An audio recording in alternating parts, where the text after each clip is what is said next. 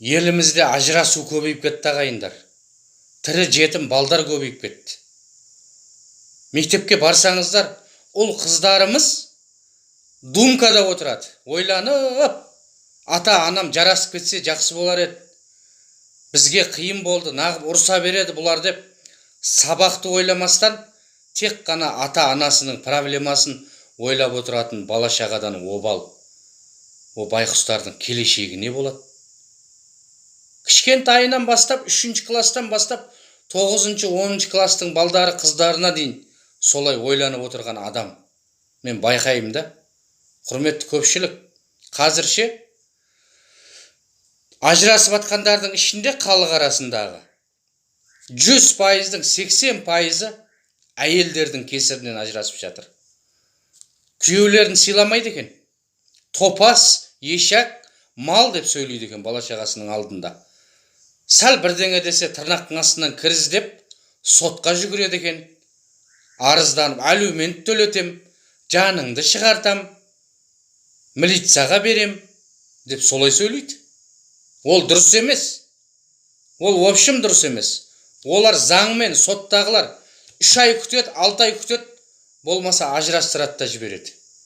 Екі ортада ұл қыздарымыз қиналады, жүрегі ауырады. Ата-анасы тірі боп тұрып, тірі жетім болған ұл қыздарды ешкім сыйламайды, естеріңізде болсын. Сіздер күйеулеріңізді жеңіп алам, құл қылам деп ойлайсыздар ма? Ондай болмаған ғой. Ата-бабамыздың өзі әкеңмен ойласайық.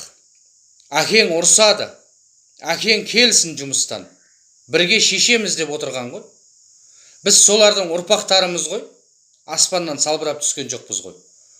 Солардың белінен шыққан бала-шағасымыз ғой. Немнеге өздеріңізше күйеулеріңізді сыйламай, өздеріңізге қазіргі уақытпен айтқанда көп алып кеттіңіздер, әйелдер. Ертең мына перзенттеріміздің келешегін ойлап жатырсыздар ма сіздер? Олар да күйеулеріне солай сөйлейім деп ертең бақытсыздыққа ұшырайды ғой. Мен анам құсап күйеуіме ешак, мал деп сөйлейім, басынып сөйлейім деп ажырасып кетеді ғой ертең. Көздері көгеріп, еріндері жыртылып, бастарынан қатты удар жеп, небір көтере алмайтын күйеулер, балдар бар. Үйлеріңізге жылап кеп отырса, кеш болады ғой ол кезде.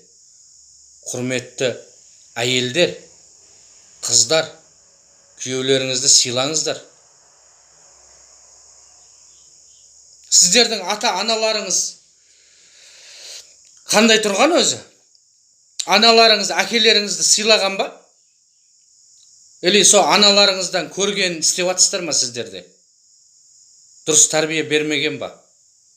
Олай ойламаймын мен. Дұрыс тәрбие берген деп ойлаймын. Менің анамшы, Алла тағаламға мыңда бір шүкір деп айтайын. Ата-анам бар. Пенсия жасына келіп қалған екеуі де. Әлі әкеңнен сұра. Әкең үйде, әкеңе бармасам болмайды. Әкеңнің қарны ашып қалады. Әкеңнің кірін жуып беруім керек деп отырады ғой. Алақанына бүйтіп отырады анам. Келіні болса да, соны көріп өскен қарындастарымше күйеулерін сыйлайды, бақытты. Біреуінің 7 баласы бар, біреуінің 5 баласы бар. Күйеуінің бір бетінен алып сөйлемейді ғой. Ерегіспейді. Өткенде үлкен қарындасым қызын ұзатты, той істеді. Зор өтті тойы. Бақытты болсын, 2 жас. Сосын үйіне келдік те,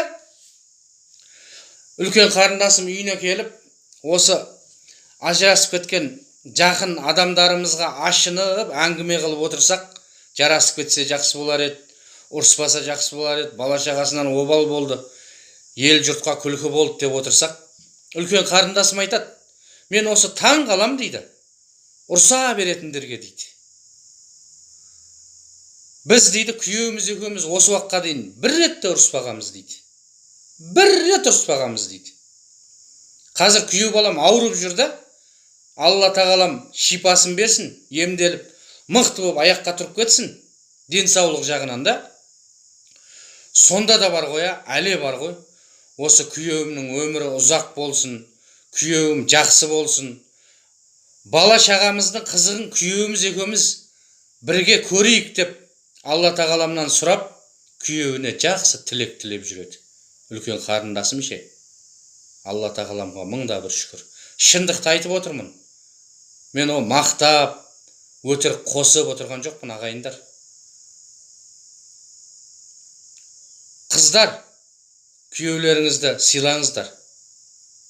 Әзіргі заманның әңгімесімен айтатын болсақ, өздеріңізге көп алмаңыздар.